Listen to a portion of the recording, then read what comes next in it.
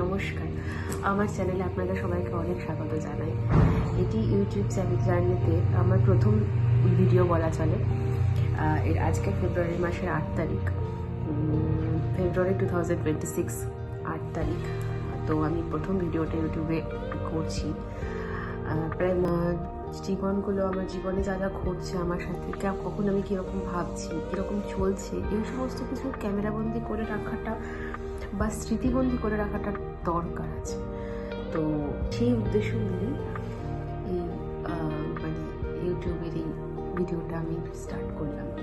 এটি আমার প্রথম ব্লগ এবং তো চলুন দেখতে থাকুন সারাদিন আমি কি ছোটো ছোটো মানে কীভাবে আমার চলে। চলুন আজকে আপনাদের সাথে একটা রেসিপি শেয়ার করা যাক, সয়াবিনের রেসিপি। আমি তো আশেপাশে খুব একটা মাছ মাংসের দোকান নেই, আমাকে মাছ মাংস কিনতে প্রায় 4-5 কিলোমিটার যেতে হয়। তো সে কারণে আমি সয়াবিনটা ঘরে এনে রাখি, সয়াবিনটা রান্না করি, মাংসের মতন করে রান্না করি এবং ওটাতেই আমার মোটামুটি খুব ভালোভাবে চলে যায় আর কি। তো যাই হোক, সয়াবিন আমি আজকে রান্না করব। চলুন শেয়ার করা যাক সয়াবিনের রেসিপি আমি কিভাবে বানাই। প্রথমে গ্যাসটা জ্বালিয়ে নেব, আর এখানে সয়াবিনটা আমি জাস্ট গরম জলে ভাপিয়ে রেখেছি, মানে মোটামুটি সেদ্ধ করে রেখেছি আর কি। আর প্রয়োজনীয় উপকরণ হিসাবে এখানে আমি কিছুটা পেঁয়াজ, রসুন এবং লঙ্কা কুচিয়ে রেখেছি। এটা হচ্ছে আলু, যেটুকু সয়াবিনে আমি যেটুকু আলু দেবো সেটুকু আলু। এবং এখানে একটা মশলা বানিয়ে রেখেছি, দেখতে পাচ্ছেন কালারটা কেমন। এটার ভেতরে আছে টমেটো, জিরে বাটা, জিরে বাটা নয় সরি জিরে গুঁড়ো, বাটাবাটির ঝামেলা আমি করতে পারি না এখানে। জিরে গুঁড়ো, ধনে গুঁড়ো, হলুদ গুঁড়ো, হালকা লঙ্কার গুঁড়ো এবং আদা, এটার একটা মিশ্রণ এবং লবণ আছে খানিকটা। এটা একটা মিশ্রণ বানিয়ে আমি রেখেছি, এটা আমি রান্নায় দেব। কড়াইটা গরম হয়ে গেছে, হাত দিয়ে বুঝতে পারছি। এই আমি ওদের সামান্য তেল দিয়েছি এবং এরপরে দেবো হচ্ছে আমার সয়াবিনটা, যেটা আমি আগে থেকে সেদ্ধ করে রেখেছি বা ভাপিয়ে রেখেছি। একটু জল চিপে দিতে হবে।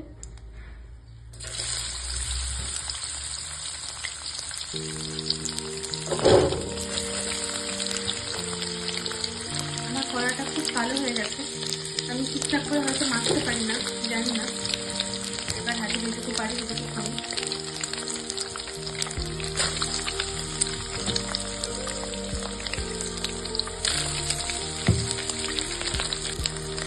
সয়াবিনটা হালকা লবণ দিয়ে আমি ঝাল ঝাল করে ভেজে দিই, ঝাল ঝাল করে ভেজে দিই, হালকা লবণ দিয়ে ঝাল ঝাল করে ভেজে দিই। সয়াবিন ভাজতে একটু বেশি তেল লাগে, নাহলে যে কড়াই লেগে থাকে লেগে যায়। তো আমি চেষ্টা করেছি যতটুকু তেল না দিলেই নয় সেটুকুই দেওয়ার। আর গ্যাসের আঁচটা এই মুহূর্তে একটু কমিয়ে দেবো।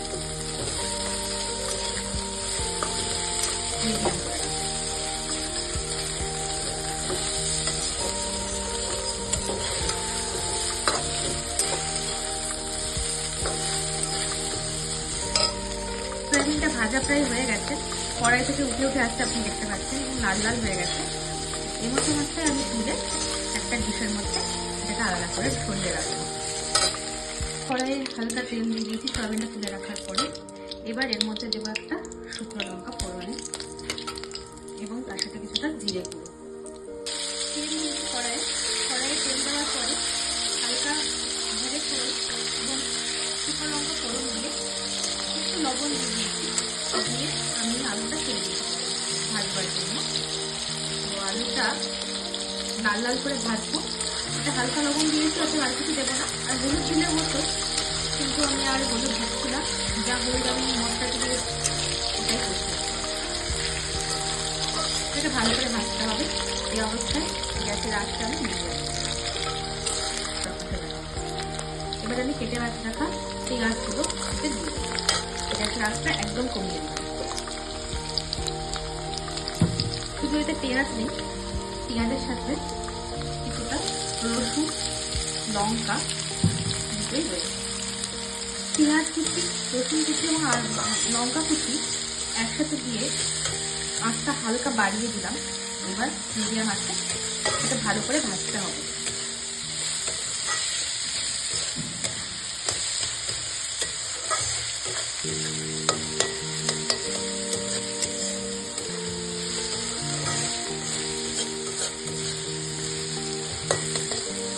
আর ওদিকে আমি জল গরম করতে বসিয়ে দিয়েছি, যাতে রান্নাটা কমপ্লিট হলে আমি গরম জলের উপরে দিতে পারি।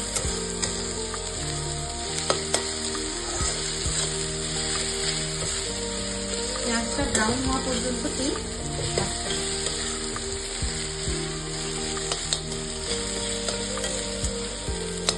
গ্যাসটা মাঝারি। পেঁয়াজ ভাজা হয়ে গেছে, এই অবস্থায় আমি আমার এই বানানো মশলাটা দিয়ে দেব।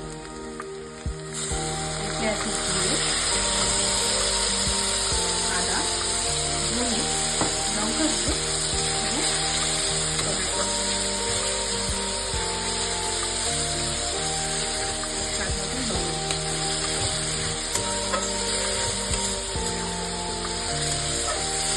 মশলাটাকে দিয়ে ভালো করে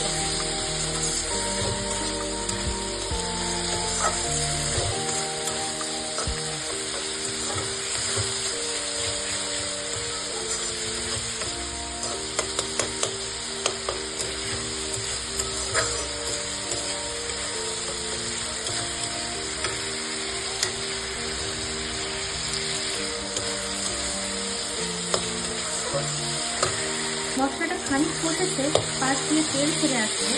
এমন অবস্থায় আমি যে ভেজে রাখা সয়াবিনগুলো রেখেছিলাম ভেজে সেগুলো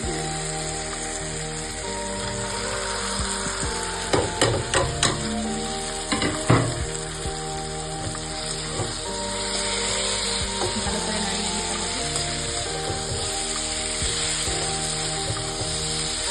আদাগুলো ছিদ্রে ছিদ্রে কেন বুঝি না, যখনই আদা কিনতে চাই, যখনই আদা আমি কিনতে যাই, সেটা বেশ টানা টানা ছিদ্রে ছিদ্রে মতো করে।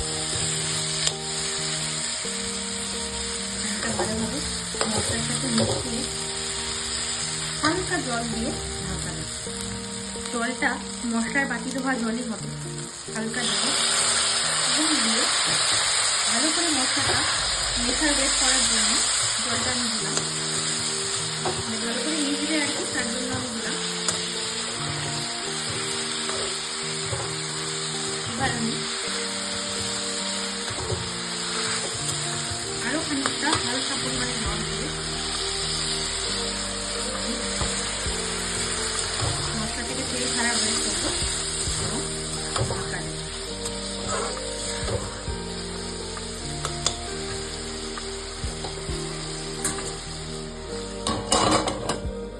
প্রায় 1 মিনিট করে ঢাকনা খুললাম, এই অবস্থায় রয়েছে। আচ্ছা, বলা হয়নি জলটা কিন্তু অবশ্যই গরম জল দিতে হবে। গরম জল না দিলে রান্নাটা সেইভাবে আপনি বুঝতে পারবেন না, জলে জলে হয়ে যেতে পারে রান্নাটা এবং টেস্টও খারাপ হবে। তো এই অবস্থায় আমি আমার যে গ্যাসের আঁচটা মিডিয়ামে করবো, এতক্ষণ সেটা একদম কমে ছিল, এবার মিডিয়ামে করে আমি আরেকবার ঢাকা দিলাম।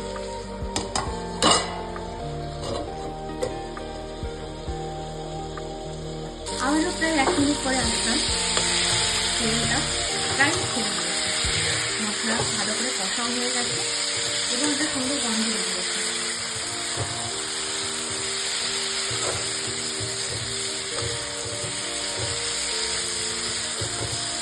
সয়াবিন থেকে একটা তেল তেলে ভাব দেখা যাচ্ছে, এটা মানে সয়াবিনের ভেতরে পর্যন্ত মশলা ঢুকে যাচ্ছে। এবার আমাকে এই অবস্থাতে যতটুকু আপনি ঝোল রাখতে চান জেনে নিন, সেই পরিমাণ মতন জল এবং লবণ মিষ্টি দেখে নিয়ে আমার মতন করে জল দিয়ে আলু এবং সয়াবিনের একটা গ্রেভি করবো। জলটা অবশ্যই গরম দিতে হবে, নাহলে যতটুকু রান্না আপনি করেছেন পুরো স্বাদটা ওখানেই নষ্ট হয়ে যাবে। এটা সেট হতে দিয়ে এবার আমি ঢাকা দিয়ে দেবো।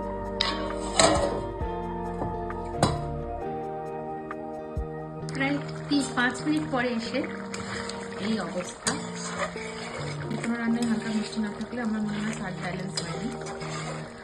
আর এর সাথে আমি কলকাতা থেকে বানিয়ে এনেছিলাম আমার এই গরম মশলাগুলো, সেটি শেষে রান্নার জাস্ট শেষে দিয়ে দিই। প্রায় শেষ পর্যায়ে পৌঁছে গেছি, এবার আমি নামাবো। তার আগে আমি আমার এই বানানো গরম মশলাটা খানিক নিজে হাতে বানিয়েছি, তাই এই গরম মশলাটার স্বাদ পৃথিবীর অন্য কোনো গরম মশলার সাথে তুলনা করতে পারে না। ভীষণ ভালো হয়। গ্যাস বন্ধ করে তরকারিটা ঢাকা দিয়ে রাখবো, যাতে যে গরম মশলাটা আমি এতক্ষণ ধরে দিয়েছি সেটার গন্ধটা বাইরে বেরিয়ে না যায়। খানিকক্ষণ পরে কথা হচ্ছে। এটা শেষ, এই হলো ফাইনাল লুক।